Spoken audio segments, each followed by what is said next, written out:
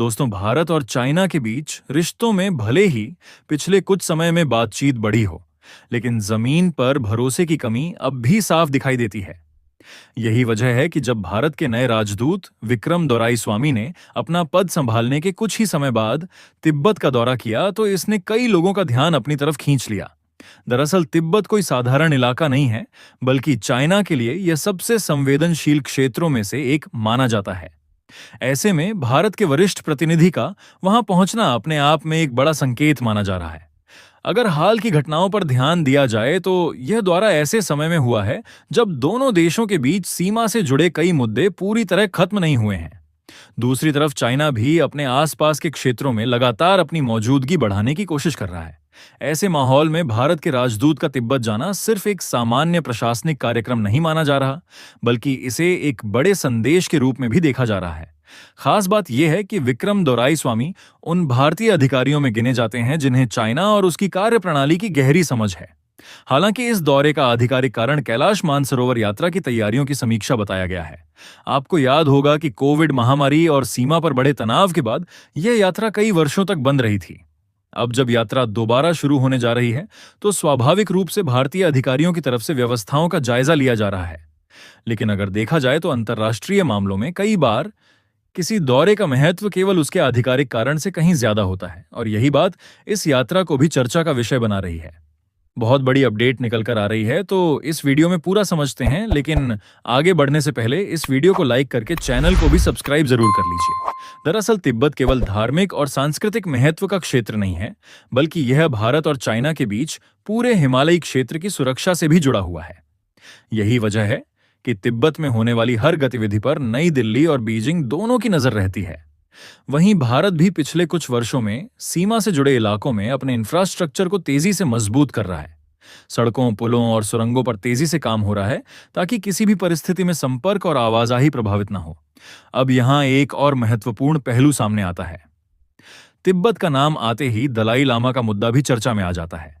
पिछले कई दशकों से दलाई लामा भारत में रह रहे हैं और उन्हें भारत में सम्मानजनक स्थान मिला हुआ है। दूसरी तरफ चाइना इस मुद्दे को बेहद संवेदनशील नजरिए से देखता है। ऐसे में जब भारत और तिब्बत से जुड़ी कोई बड़ी गतिविधि सामने आती है, तो स्वाभाविक रूप से बीजिंग की नजर उस पर और ज्यादा टिक जाती है। यही कारण है कि विक्रम दोराईस्वामी का यह दौरा सिर्फ एक सामान्य यात्रा नहीं, बल्कि कई बड़े सवालों को जन्म देने वाला घटनाक्रम बन गया है। लेकिन सबसे बड़ा सवाल यह है कि आखिर भारत इस समय तिब्बत को लेकर इतना सक्रिय क्यों दिखाई दे रहा है?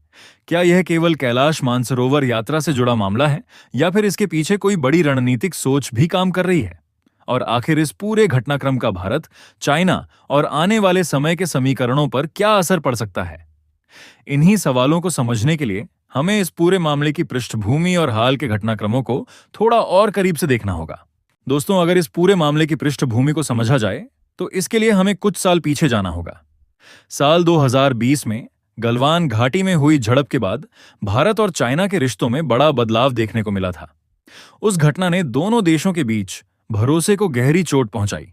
हालांकि उसके बाद कई दौर की सैन्य और राजनयिक बातचीत हुई, लेकिन सीमा से जुड़े सभी मुद्दे पूरी तरह खत्म नहीं हुए। यही वजह है कि आज भी दोनों देश एक दूसरे की गतिविधियों पर बेहद करीब से नजर रखते हैं। इसी बीच भारत ने सीमा से जुड़े इलाकों में अपने इंफ्रास्ट्रक्चर पर पहले के मुकाबले कहीं ज्यादा तेजी से काम करना शुरू किया। लद्दाख से लेकर अरुणाचल प्रदेश तक नई सड़कें, पुल और सुरंगें तैयार की जा रही हैं। अगर देखा जाए तो इसका सीधा मकसद सीमावर्ती क्षेत्रों में कनेक्टिविटी और तैयारियों को मजबूत बनाना है। वहीं दूसरी तरफ चाइना भी तिब्बत और सीमा के आसपास अपने ढांचे को लगातार मजबूत कर रहा है। ऐसे में दोनों देशों के बीच प्रतिस्पर्धा अब केवल बातचीत तक सीमित नहीं रह गई, बल्कि जमीन पर भी साफ दिखाई दे रही है। फिलहाल जिस बात की सबसे ज्यादा चर्चा हो रही है, वह है तिब्बत में भारत की बढ़ती पहुंच। कैलाश मानसरोवर यात्रा के बहाने भारतीय अधिकारियों का वहां जाना और स्थानीय प्रशासन के साथ बैठकें करना इस बात का संकेत माना जा रहा है कि भारत तिब्बत से जुड़े मामलों को पहले से ज्यादा करीब से समझना चाहता है। दरअसल तिब्बत भारत के लिए केवल धार्मिक महत्व का क्षेत्र नहीं है, बल्कि यह हिमालयी सुरक्षा व्यवस्था का भी एक महत्वपूर्ण हिस्सा है। यही कारण है कि नई दिल्ली इस क्षेत्र से जुड़ी हर गतिविधि को गंभीरता से देखती है। वहीं दूसरी तरफ चाइना लंबे समय से पूरी दुनिया को यह संदेश देने की कोशिश करता रहा है कि तिब्बत उसका आंतरिक मामला है, लेकिन तिब्बत से जुड़े मुद्दे समय समय पर अंतर्राष्ट्रीय चर्चा का विषय बनते रहे हैं।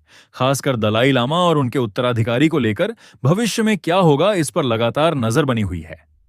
हालांकि भारत ने हमेशा कहा है कि वह इस विषय पर जिम्मेदार और संतुलित रुख अपनाता है, लेकिन इसके बावजूद यह मुद्दा बीजिंग के लिए बेहद संवेदनशील बना हुआ है। यही वजह है कि विक्रम दोराईस्वामी के इस दौरे को केवल एक प्रशासनिक कार्यक्रम के रूप में नहीं देखा जा रहा। कई विशेषज्ञों का मानना है कि भारत यह दिखाना चाहता है कि वह अपने हितों से जुड़े हर क्षेत्र पर पूरी नजर रख रहा है। साथ ही भारत यह भी संकेत दे रहा है कि सीमा सुरक्षा और क्षेत्रीय स्थिरता से जुड़े मामलों में वह पहले की तुलना में कहीं ज्यादा सक्रिय भूमिका निभाने के लिए तैयार है। लेकिन कहानी यहीं खत्म नहीं होती।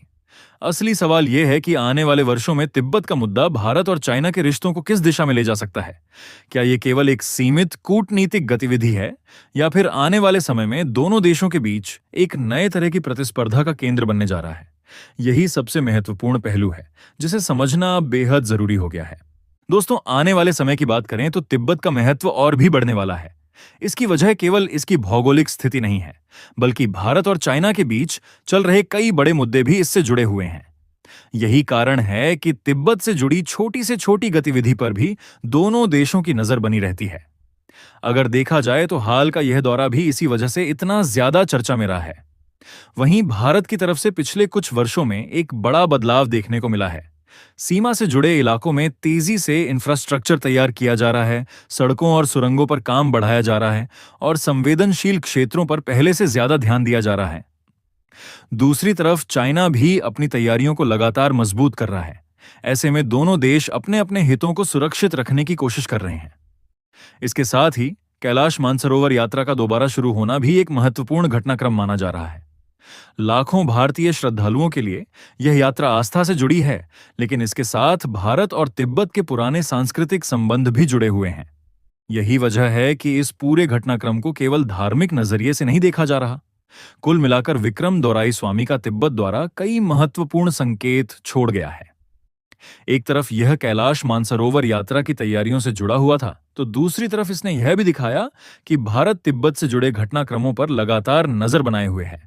फिलहाल आने वाले समय में तिब्बत भारत और चाइना के रिश्तों में एक महत्वपूर्ण विषय बना रहेगा, और इस क्षेत्र में उठाया गया हर कदम दोनों देशों के लिए काफी मायने रखेगा। दोस्तों, अब आप हमें कमेंट करके जरूर बताइए, क्या आपको लगता है कि तिब्बत को लेकर भारत पहले के मुकाबले ज्यादा सक्रिय नजर आ रहा है? हाँ या ना में अपनी राय जरूर बताएं, और वीडियो को लाइक शेयर करके अपने मित्रों तक जानकारी को जरूर पहुंचाएं। साथ ही चैनल को सब्सक्राइब करें और बेल आइकन जरूर दबाएं। मिलते हैं अगली वीडियो में, तब तक के लिए धन्यवाद। जय हिंद, वंदे मातरम।